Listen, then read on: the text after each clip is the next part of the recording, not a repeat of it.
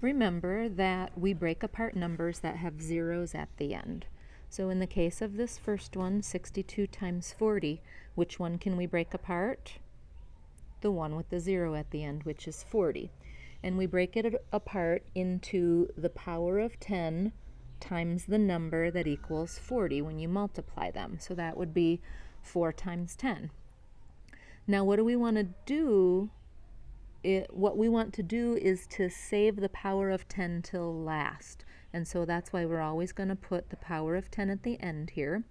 And so we're going to put 62 times 4 first. Can you do 62 times 4 in your head? Most people cannot. So that's the part that you might have to do on paper. Remember, we do as much as we can in our head, as much as we can. I mean, if you can't do it, you can't do it. That's fine. So this one we're doing 4 times 6 is 24. Okay, so right here in this green box, we are going to put the answer to the parentheses. 62 times 4 is 248. So we put that there. And now we can do this last part in our head. 248 times 10, it means that we put the 0 on the end, 2,480. Okay, over in number 12, 307 times 80.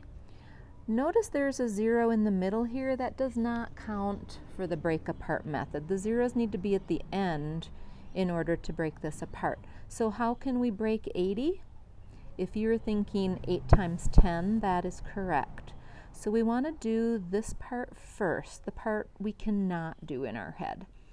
At least I can't. I might be able to, but I might make a mistake. So I don't want to make a mistake, so I'm just going to do it on the side right here. 8 times 7 is 56. Carry the 5. Anything times 0 is 0, plus 5 is 5. And 8 times 3 is 24. Okay, that goes in the box. This is the answer going right below the problem. See, we're putting 2,456 right below the 307 times 8. Now we can do the times 10, because that's the part we can do in our head. We just rewrite the 2, 4, 5, 6 and put this 0 at the end and put your comma in the right place. 24,560.